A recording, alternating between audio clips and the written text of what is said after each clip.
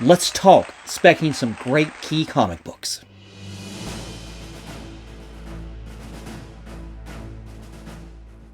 This is Rusty again with Collector Auctions, and it's another week, another list of key comics that I'm specking on in this episode of What's in My Press. Now, these are 10 comic books, 10 key comic books from my PC, or ones that I've picked up recently from comic book shops or from comic book shows that I believe with a little bit of love and care will grade out very well from CGC, thus adding a lot of value to them. So let's get started with number 10 on the list. All right, so coming in at number 10 is Jungle Action number 5. This is the very first solo Black Panther book. This came out in July of 1973. It is a reprint of Avengers number 62 by the tremendous team of Roy Thomas and John Buscema. You do have an original cover, though, from the equally talented John Romita Sr. I absolutely love this cover. This cover, I remember this as a kid, getting this off the stand. Just the action on this cover just drew me in. This literally, the Black Panther's leaping. It leaped off of the comic book rack into my hand, into my mom's cart at the drugstore to get this book. I still have this book somewhere in the PC. It is a complete reader copy these days because I read the cover off all these books back in the day. But what a great book to get started on this list. And just like every other book that I'm going to talk about in this video and in following videos, when I talk about the books that I'm pressing, we're going to talk about why I'm pressing them. And it's all about value. It's all about, for me, it's about getting these bumped up in grade, sending them into CGC, getting them graded, hopefully getting those high grades and adding value to the collection. Now, whether I'm going to sell it or whether I'm going to keep it, I want to add value to these books so someday I can pass these down to my daughter, maybe sell a few along the way, help pay for these orders. But what I'm going to give you on each one of these books is I'm going to give you the 9.8 most recent sale and where that came from, and then I'm also going to give you the grade and the price that it's sold for at that grade of the most commonly graded of that particular book. In this instance right here on Jungle Action number 5, the most graded book out there is an 8.5. So I'm going to give you that value, and the reason I'm doing this is so you guys will understand why I'm pressing the books that I'm pressing. There's an underlying theme across this that every book that I get, I actually love these books. I love every one of them. I've read every one of these. I'm attached to every book in one way or the other, whether I read them as a youth and loved them, or maybe it's a more recent book that I've read. But I read these things and I love these things, and whether I sell them or not, whether I keep them in the PC or not, I just know that I do this out of the love of these books here. And I wanted to be able to show you guys what I'm thinking when I get these books in the shop. When I go out there and do comic book hauls, this is kind of the end result. These are the things I'm thinking about when I'm going out to the shows. I'm thinking about these numbers and what potential these books might have. That's why I look for definitely high-grade books, books with pressable defects, books that I can take into the shop, clean and press, get them bumped up at CGC, and get great return on value, return on investment right here. So that's kind of the theme of what we're going to go do in these What's in the Press videos. I hope you take these videos for what they're worth. I'm not telling you to go out and buy these books, but I'm telling you these are the books I'm specking on, because they may not have any real spec value out there in the market right now, but I'm telling you what these are the most recent sales and what these books are valued at. So take that information, run with it, do what you want to with it. This is what I'm doing. So this is number 10 on the list. I'm rambling here, so let's talk about the value. A 9.8 on this sold back in 2018. The last 9.8 sold in 2018 for $2,400. Now, the most common grade on this is an 8.5, as I said earlier. It sold just a couple months ago back on eBay in November for $209. Now, this copy right here, I ended up getting off of Whatnot, and I'm not going to get into the prices on the books. I mean, mostly because that's not where I'm going with on this video. The prices I pay, you should understand the values of what you can get from CGC, and you should feel comfortable with what you pay for books. Don't go out there and just spend $1 million on a book that's going to come back and only be worth, as an 8.5, $209. You guys, you're smart enough, you can figure this stuff out. So I'm not going to get into the prices necessarily, because a lot of these, I won't even be able to tell you what the prices I paid on it. Some of them may have been from the PC. Some of them may have been from the early 90s when I got really into buying old back issues. I can't even tell you what I paid for these. So I couldn't even give you a decent guess at that point. So I can't give you a complete information on any of this stuff. But this is a pretty good book to start off with. Number 10 on the list, Jungle Action number 5.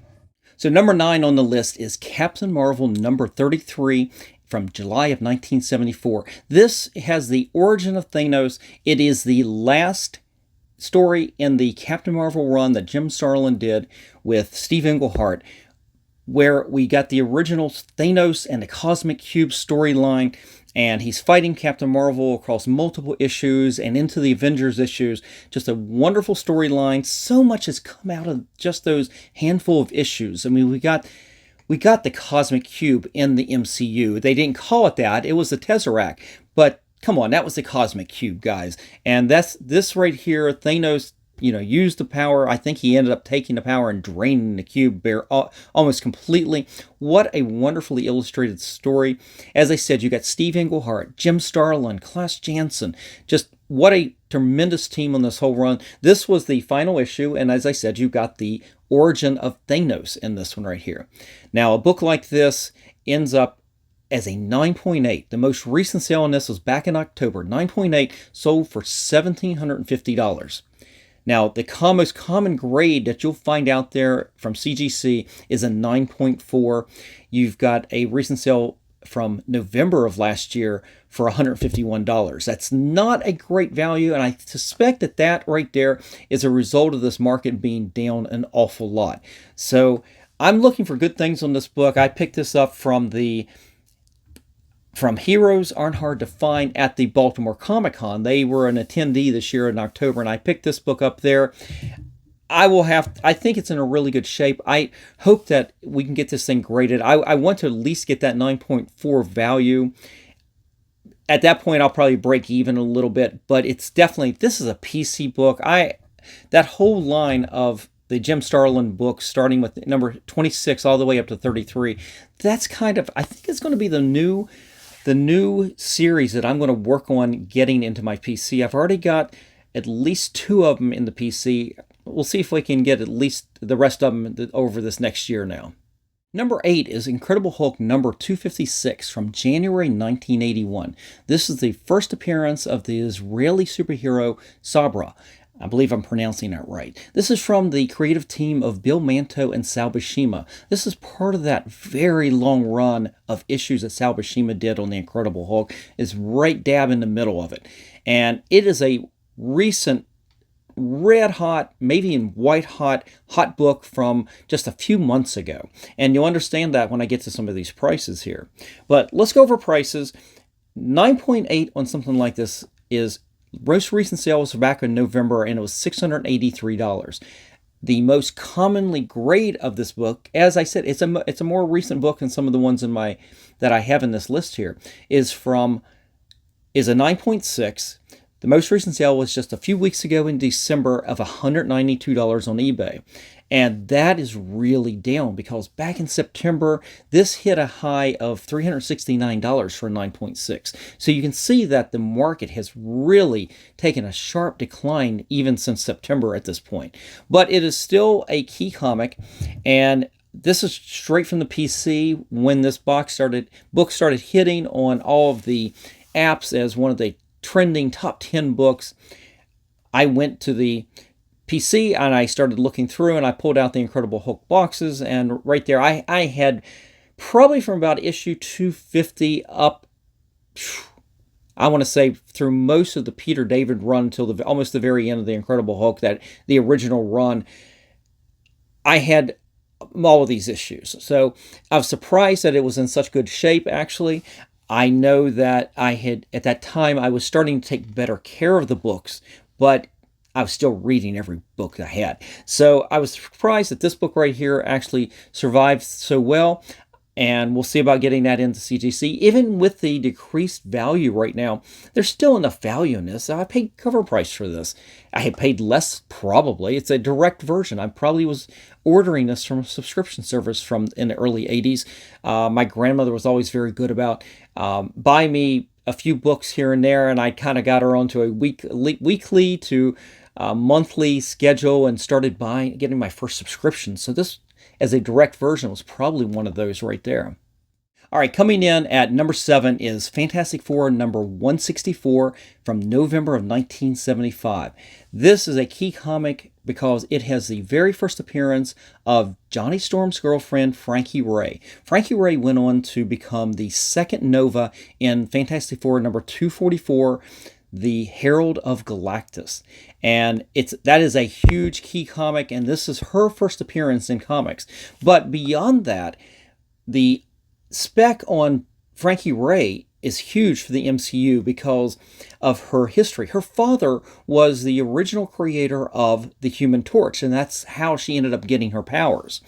So what they could do with that in the MCU is tremendous.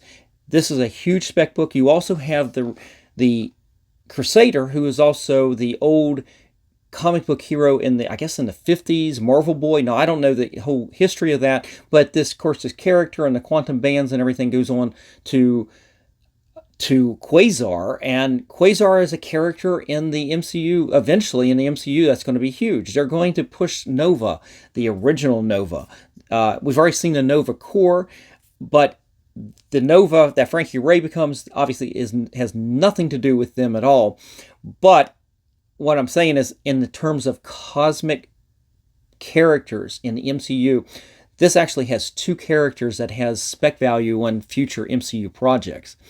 And on top of that, you've got Jack Kirby and Joe Sinnott cover art right here, just fantastic. And in the inside, you've got written by Roy Thomas and George Perez. I mean, wow. I mean, you couldn't get a better creative team working on a book like this. I mean, that's tremendous right there. But let's talk about values and why this is on the list. This right here is, if you get a pull a 9.8, a most recent sale of a 9.8 on this book goes as far back as March 2020 for $1,080 off of eBay. Now, the most commonly grade on this book is a 9.6, and the most recent sale was a sale on Heritage Auctions for $456 at a 9.6. Now, this book right here, I picked up off of Whatnot.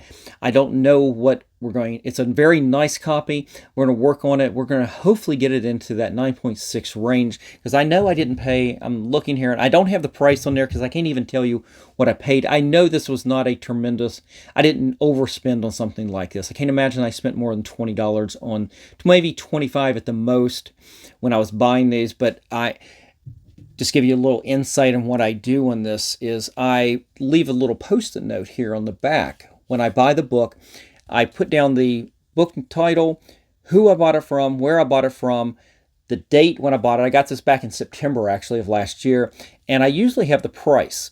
And then I put a little note here that if I've cleaned and pressed it, it'll say press plus tack iron plus moisture. That's usually my general procedure that I do. I'll add a little bit of moisture. I'll do a little bit of cleaning, and then I will work with the tack iron, and then I'll give it a press. And I'll repeat if I need to. But I keep those notes on the back here, and the reason I don't have a price is I remember on Whatnot, a lot of sellers don't list, when they do an auction, they don't have the title of the book in their auction. This way they can auction anything they want. It's a generic title. They don't have to spend a lot of time putting in every one of these book titles. They can just do a generic title and move on. But afterwards, when I go back and I'm trying to keep track of how much I spent on these, yeah, you can find all of your sales from that particular seller from that particular show. But unless you remember which one was which, if you buy multiple books, it's a little hard to keep track of the prices. So I must have bought a bunch of books from him, from this seller at that time, and I don't know which one was the actual price on this book. That's why I'm not giving it to you. But as I said, as a 9.8, over $1,000 right now on, well, that was 2020 off of eBay. I expect that price at this point to be really increased. I don't know. We haven't seen a 9.8, but I'm hoping to at least get a 9.6. But even at a 9.4, maybe even a 9.2, I think there'll still be a lot of value in this book once I get it graded. So number 6 on the list is a book that is all over, hot list all over the place. You can go to just about any other top 10 list on trending comic books right now over the last couple weeks, and you will find this book. This is Iron Man and Submariner #1. This was the bridge comic between Tales to Astonish and Submariner, and Tales of Suspense to Iron Man #1, so both of those. And this actually has the distinction of being the very first Marvel one-shot comic. And it looks to me like the whole thing was illustrated by Gene Colan on both stories. And you've got Archie Goodwin and Roy Thomas doing the writing. So just a tremendous book. I had never read this book until I bought this. I actually very carefully took this book when I got it in from Heritage Auctions here earlier in the year. And because I've had this book for months, and I will tell you right now, it's been clean and pressed. It's sitting there. I'm waiting to see if there's any reversion, I should say, to the book before I maybe do another quick press or maybe do a little bit more work to it. But I took the time before I did all that and actually read the book. So that was interesting. I don't think I'd ever actually seen it reproduced someplace. So I enjoyed that. It's not often that I get a chance to read a lot of the books like that I'm buying like that, because I've read most of these that I've bought. Every one you've seen so far, I've read these books before when I was young. But this is a book that is older than me. Well, no, it's not. It's from April 1968. It is not older than me. It's slightly younger than me. But I never had the book. I never saw the book. I never saw a reprint of the book. So it was a first for me to be able to read it, and that was a joy. And why is this book? I don't know what the spec is right now. Maybe a little bit of the Iron Man, Tony Stark, Robert Downey Jr. maybe coming back to make it a guest appearance on a future MCU project. Who knows?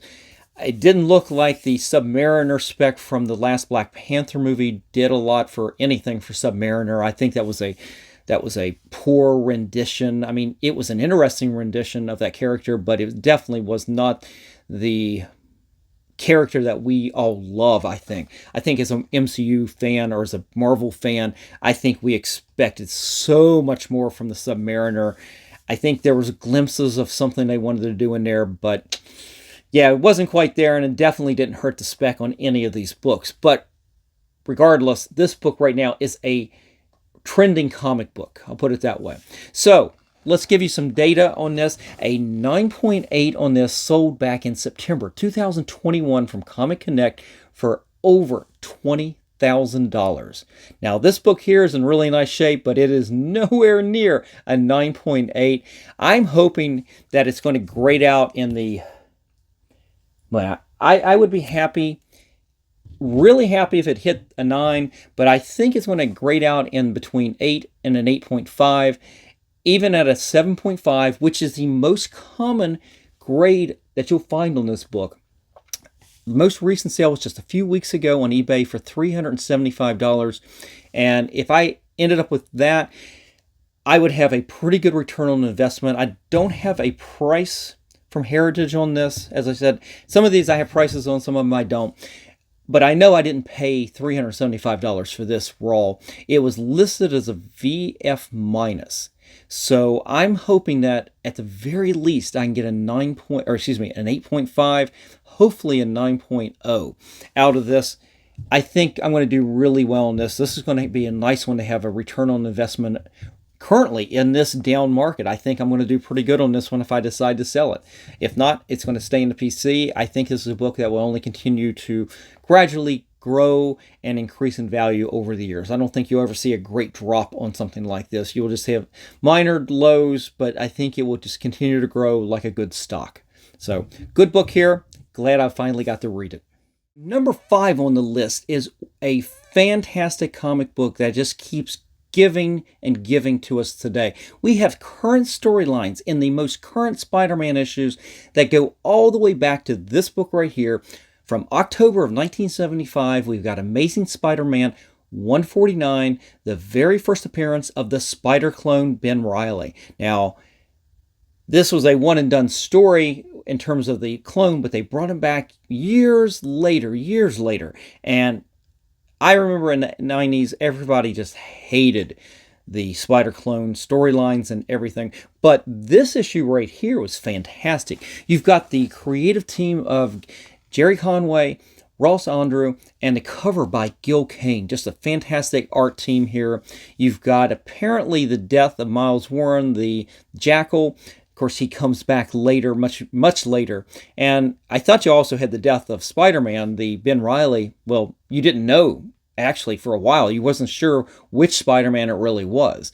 But needless to say, this right here is another trending comic book recently. This is from the PC. This was not the original book I had growing up, but one that I had bought probably in the early 90s when I first got out of college, and I was going to my first comic book shops on a regular basis, digging through the old bins and just pulling out some really cool comics that I didn't have. I had a bunch of Spider-Man from this era, but I didn't have some of these. So I picked up, and even if I did, I picked up better copies of it. And yeah, it's just straight from the PC. I couldn't even tell you what I paid. My guess is this is early 90s. I was probably paying between $2 and $5 for some of these issues. I was picking up so many of these books from the 70s. Tons of Spider-Man books. I was picking up Tomb of Dracula, Miss Marvel, Master Kung Fu, Power Man. Oh, what else? There was a bunch of these books I was just picking up and adding to the PC, and I've got them in my PC to this day, most of them. And I had picked up a bunch of key Spider-Man, but even back in the day, these were slightly more expensive than any of those others I just mentioned. But I was able to pick up a pretty nice copy of this. I've got it, had it in the press. I've already pressed it here. I've got my markings on the back where it says I've already done that. We will give it another look before I decide to send it out, though, and maybe it does need a little bit more work with the tack iron. But let's just get into why this book is in the PC. You know it's a key, it's trending and everything, but let me give you some values. A 9.8 recently sold last year, back in April in 2022, from Heritage Auctions for $5,280. That's crazy. But the most common you're going to find on a book like this just sold a couple weeks ago in December from Comic Connect. It's a 9.4, and it went for $525. Now, I think that this book right here is going to grade out. I'm hoping at least in those lower nines.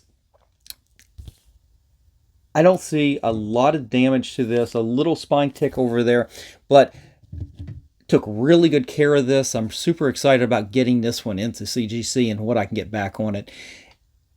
Yeah, these are great books, guys. I hope that you guys will go out there and hopefully you get some of these books for yourselves. These are great books to have in your PC. But this one right here, key book. Ben Reilly is hot in the comics right now. He's leading the new Dark Web series. That's the new big thing that they're doing at Marvel with Spider-Man and I guess the X-Men. Even though I'm not enjoying much of the Marvel books these days, they're pushing Ben Reilly like crazy. And this was his first appearance. This is the key comic right here. Number 4 on the list is probably the most recent comic book I have in this whole list of comics I have for you today. This is coming in from May of 1982. It is Daredevil 183. This is the first meeting of Daredevil and the Punisher. And it is by the classic team of Frank Miller and Klaus Janson. You know, you think about it, I didn't realize just how many Klaus Janson books I've got in this book here. He has such a long and storied career in Marvel, but I don't think he ever really got that recognition until he did with Frank Miller, The Dark Knight Returns. But this book right here was a more recent pickup. I picked this up of Whatnot. I don't have a price on that. Again, this is a case of they don't put the title in the listing. I go back to double check the prices and I can't tell which one is which. I guess I suppose I should be keeping better track of it when I buy these. I should write them down maybe if they don't have the titles on there. That takes a little bit more discipline. But yeah, I got this back in October. I think I don't know if I had this in the PC or not. I was very sporadic with the Frank Miller Daredevils until about issue, I want to say, starting about 185, 86.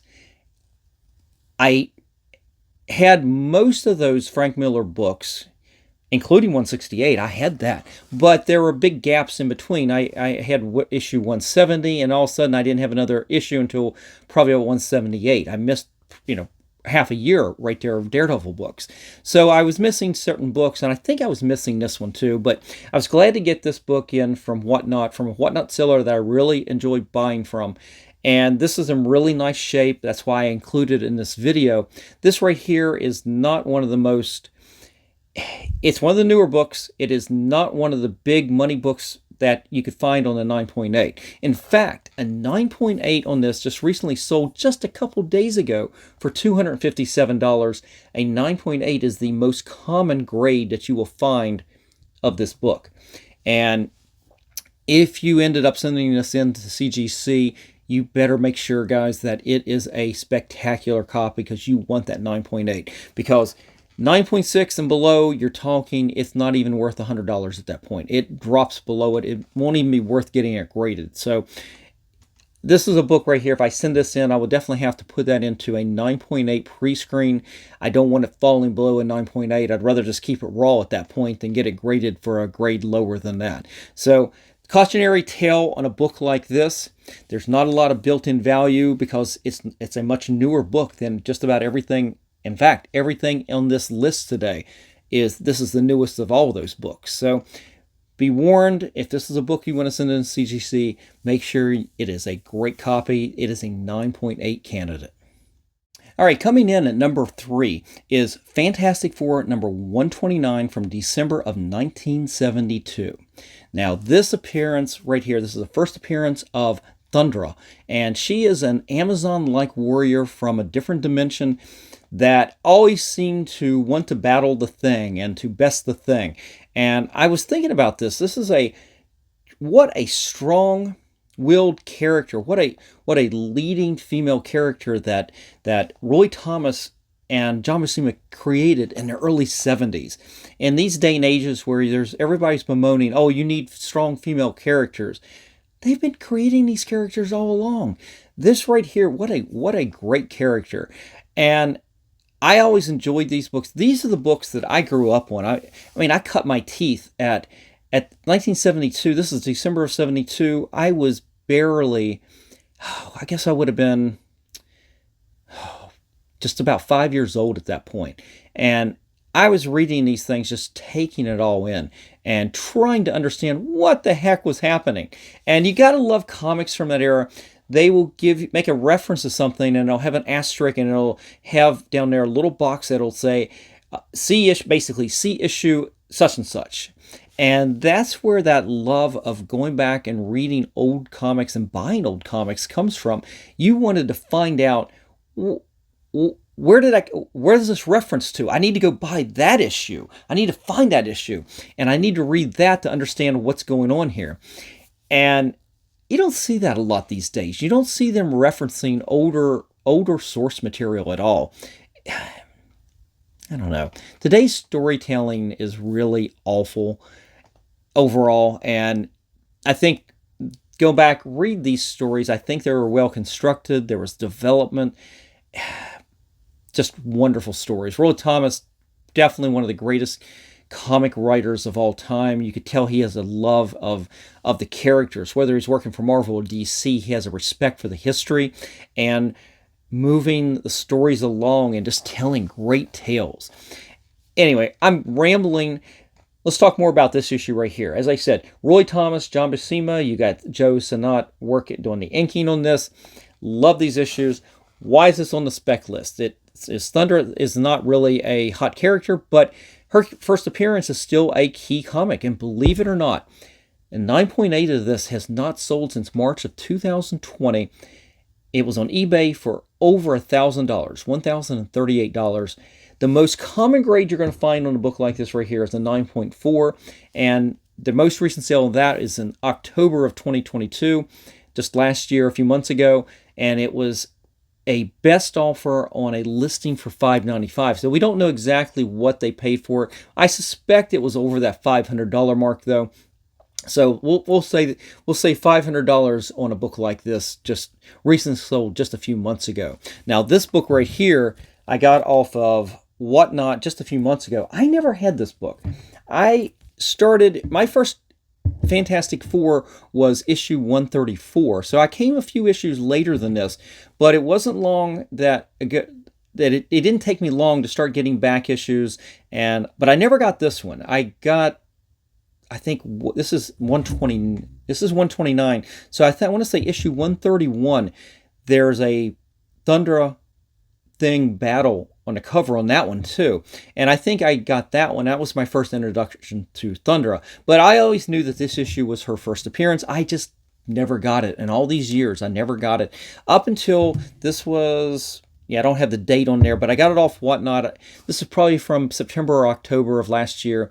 It's in really good shape. I didn't overpay for this. You can overpay for this book real quick at a comic shop. People know, they know that this is a key comic. There's not a lot of spec on it, but that's the kind of the theme I'm trying to show you guys, is that except for that Iron Man Submariner book, really, there's not a lot of heat on any of these books. But there's spec on all of them. There's spec all the time on these books. There's plenty of collectors out there who would love any of these books, especially if you can get these high grades on these things. So these are all great books. I'm just saying you don't have to worry about what's on the top 10 hot trending list this week. You can go off that list and you can see what recent sales are, and you can find gems all over the place. And that's going to be the theme of every one of these videos that I'm doing like this. There'll be ones on that might be on a hot list currently, but a lot of these, they're not going to be on the hot list. These are all going to be PC books that all just have tremendous value. There's a lot of comics that have a lot of value, and that's what we're doing here. I'm showing you books that you could go out and spec on today. They're not going to be necessarily hot, but they're still good spec books. So that's what I'm trying to show you guys on a book like this right here. All right, so we're making it all the way down to number 2 on the list today, and this right here is a key comic. It is Thor number 166 from July of 1969. You've got the creative team of Jack Kirby and Stan Lee. Absolutely fantastic story here. This is the second full appearance of him, or as we know him, Adam Warlock. And what a great storyline where Thor ends up having, he goes through Warrior's Madness. He's battling him who wants to take Sif as his mate, and Thor's not having any of that, and he has Warrior's Madness and has to come back from that and everything. But the significance really is about Adam Warlock here. He's going to show up next year in the third Guardians movie. We already know the actor. He's already out there. We've already seen scenes with him in it. We'll see how much and what they do with that character. Hopefully they won't just do, it's not a one and done. If it's a one and done, the spec will end up hurting these books. If it is a character that will last and maybe they can do more with him, this is a book right here that will do really well. This right here, as I said, July 1969, it is a really good book. I never had this. I do have issue 165, the very first full appearance of him. Of course, the original first appearance, or cameo first appearance, technically was Fantastic Four 67. And if you want to get even more technical, it was 66 in the Cocoon. But his first real appearance was 165, and then in this one right here, 166. And I picked this up here back in September. I thought the condition for what I paid for this, I paid about $145 for this. And this is a book that could easily go over $300, $350 in the condition that it's in. It was an auction. I think I got a pretty good deal on it. We'll see what it does when I get it into CGC. But let's give you some stats. That's why we're here. This is why we're talking about these books. Again, a 9.8 on this. They actually exist on this 1969 book October of 2021, sold for $2,100 on eBay. And that's been a couple years now, so the 9.8s aren't out there a lot. But high grades in this book do exist pretty much, because the most common grade you'll find on a book like this is an 8.5. And the most recent sale I found on that was August of 2022, about 5 or 6 months ago. Was it? Yeah, 4 months ago, where you had eBay sale of $295. Now, I'm hoping to, at the very least, get an 8.5 on this. If I get anything higher than this, I'll be doing really well. But I need to have it over probably an 8.0 at the very least to make my money back if I decide to sell it, or at least to retain that value about what I paid into it and what my CGC fees are going to be. So definitely I've got to have it probably in that 8.0. Maybe I might scoot by on a 7.5, but as I said, the most common grade is an 8.5, and the most recent sale was a $295 purchase. So this right here, what a nice book. I can't wait to get that matched up with my 165, which is a much worse condition, but it is I had that book since I was a kid, though. I inherited that one from one of my uncles who left it at my grandparents' house, so I still have that book. So anyway, 166. Hope you guys can get this into your collection someday before that movie hits, and we'll see if that increases the value on these books or not. All right, so finally, number 1 is Daredevil number 111. This is from June of 1974. It is the very first appearance of the Silver Samurai. Now, this is a character we sort of saw in the Wolverine movie when he was in Japan. Not quite the same character, but they kind of hinted at it, so we'll give him that at least. But this was a key appearance. This right here was from Steve Gerber and Bob Brown, but in my research, I didn't believe this. I wasn't sure who did the cover here. I always loved this cover. I was literally, what was I guess, 4 or 5, 6. I was 6 years old at this point, and I loved this cover. Didn't know who the artists were on a lot of these, and at the time you couldn't really look this up or anything. But this is from Ron Wilson, and Ron Wilson's known for all the work that he did on Marvel 2-in-1 and The Thing, and pretty much that's what he's known for. But if you go back and you look in the early 70s, he was doing a lot of covers and maybe other work as well. And I was a little surprised that he did the work on this one right here. I didn't recognize the artwork exactly. But what's interesting is on the wall behind me, you can see an Avengers Jim Starlin print right there, right here. But right above that, and I took it down so you could see, I have an Avengers 129 with Kang. And this is becoming a little bit of a hot comic book right now because of Kang Dynasty and the MCU. But this right here is a Ron Wilson cover as well. And I got him to sign this print here a number of years ago at the Baltimore Comic-Con.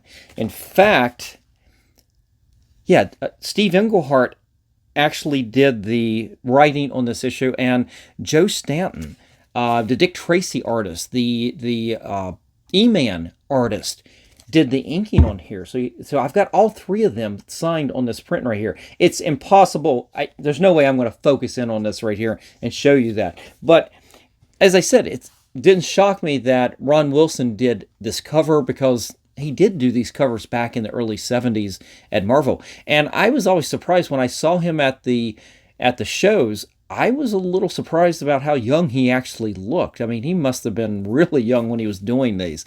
But regardless, this is a key comic book. It is a really good storyline that was happening in this title in Daredevil. And over in Marvel 2-in-1, it was some of the very first original issues of Daredevil. I think issue number 3 was him and Daredevil, The Thing and Daredevil. And it dealt with the Black Spectre, this organization that had, who was it, Mandrill, I think was one of the main villains of that. But it was an evil organization, much like AIM, Hydra, that type of thing.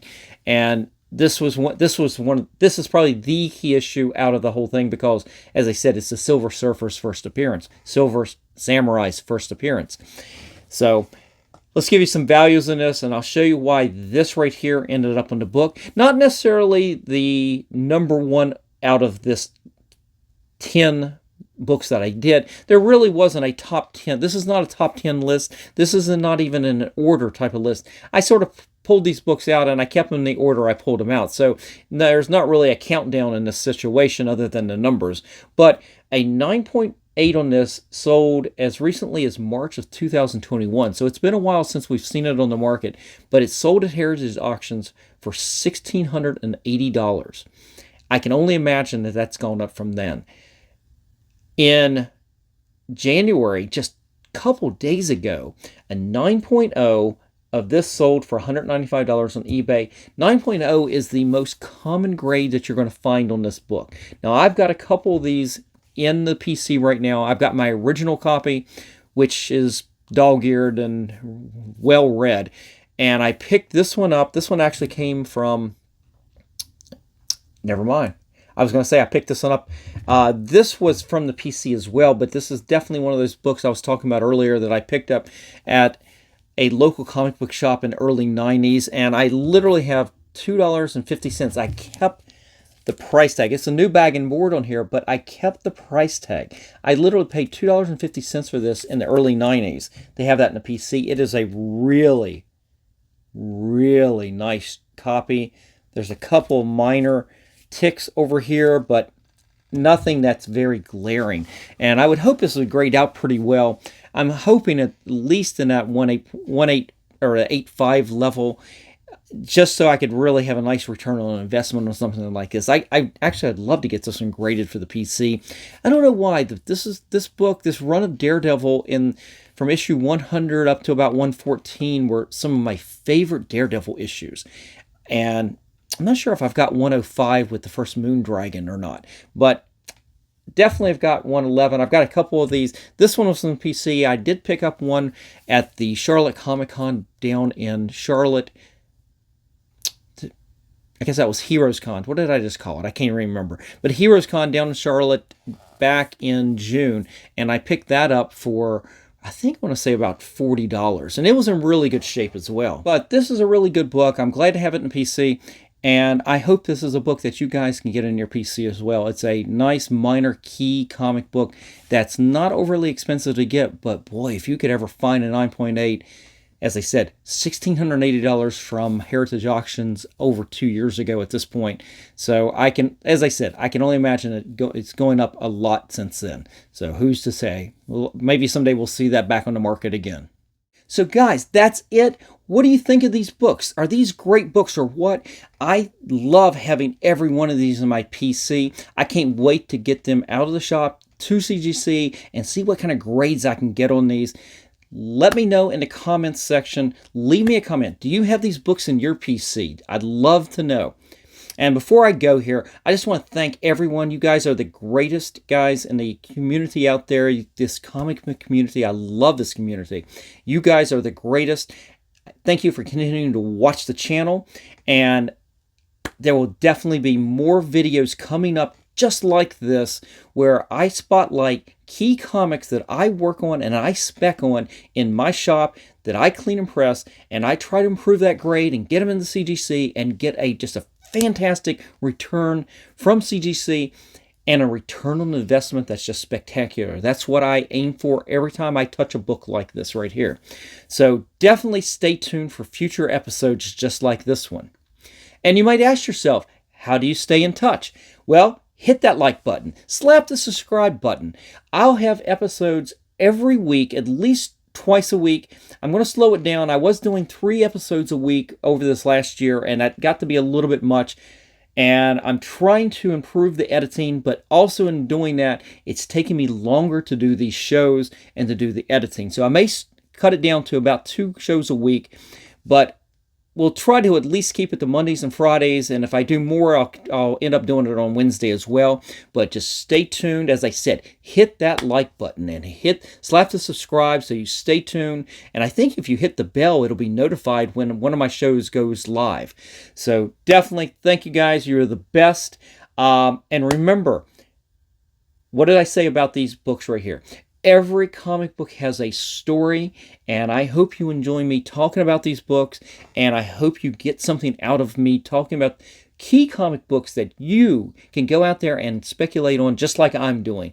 These are not key comic books in the sense that they are top 10 books on the trending list this week.